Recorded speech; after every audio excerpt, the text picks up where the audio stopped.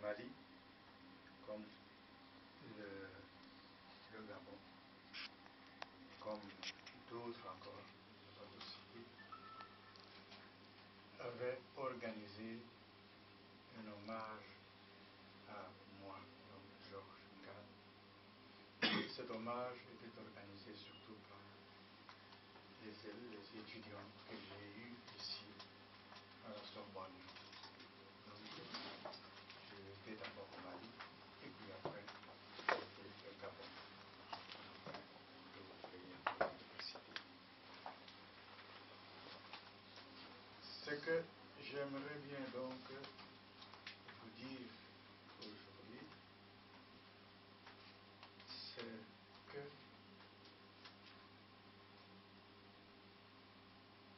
dans ma vie, j'approche bientôt mes 80 ans, donc dans quelques 4-5 mois, je vais avoir 80 ans. Mais, et une chose que je pressens tous les jours, c'est la diminution de ce que vous pouvez appeler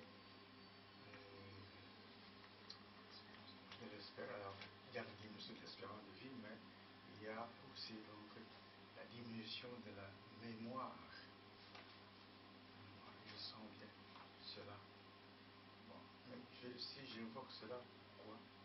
C'est parce que tous les jours, quand je viens du dehors, je rentre chez moi, ce qui me frappe d'abord, c'est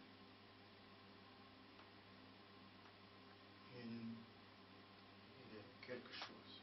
Espèce d'oubli? Non, ce n'est pas l'oubli, mais au contraire. Ah.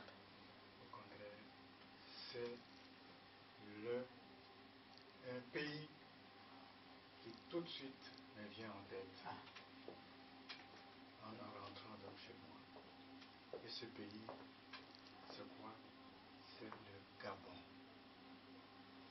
Quand j'avais été invité au Gabon pour l'hommage, tout ce que j'ai eu comme étudiant à la Sorbonne avait organisé, eh bien, il m'avait donc offert un monument. Et tous ceux qui entrent chez moi, qui passent par chez moi, ils ouvrent la porte. Ce qui les frappe d'abord, c'est quoi? C'est ce monument qui m'avait été offert. Donc c'est une statuette. Une pierre de vie. Une statuette. Et c'est ça, ce qui fait que tous les jours, ma pensée va à quel pays? Au Gabon. C'est bien que quand Grégoire Bioko m'a appelé après 2-3 jours pour dire qu'il y avait un hommage à rendre aujourd'hui au bien, pour moi, ça n'a pu être une surprise très agréable. Très agréable. Et c'est ce que je voudrais d'abord remercier les organisateurs de cette séance pour avoir pensé donc à moi. Et c'est avec grand plaisir que je me retrouve aujourd'hui parmi vous. Et donc le Gabon, c'est un pays auquel je pense tous les jours, que je le veuille ou non. En rentrant chez moi, ce qui me frappe toujours à rentrer, c'est l'image du Gabon. Et au Gabon, c'est justement une personnalité comme celle que nous venons de perdre, donc, qui a beaucoup fait pour justement pour que l'image du Gabon donc à l'étranger, surtout à cette époque où l'on parle beaucoup de mondialisation. Oui, mondialisation, d'accord, mais la mondialisation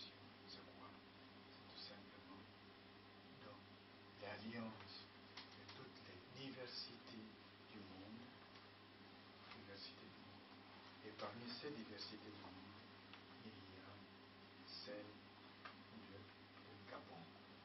Donc je tiens aujourd'hui, je ne veux pas encore parler encore plus longtemps, je n'ai pas voulu le citer, plutôt écrire un document à venir vous lire, mais je vous donc adresse donc la pensée donc plus actuelle, malgré qu'avec l'âge qui est en train donc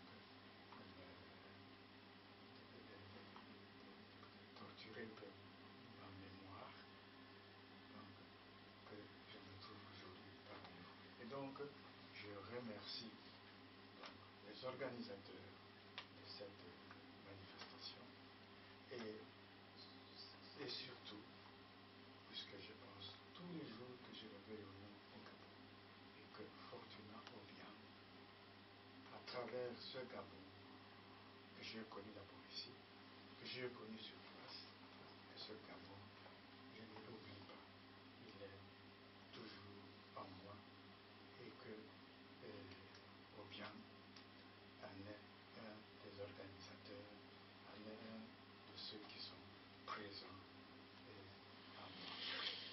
C'est ce que je tenais donc à vous dire aujourd'hui et à travers ce geste donc, que Obiang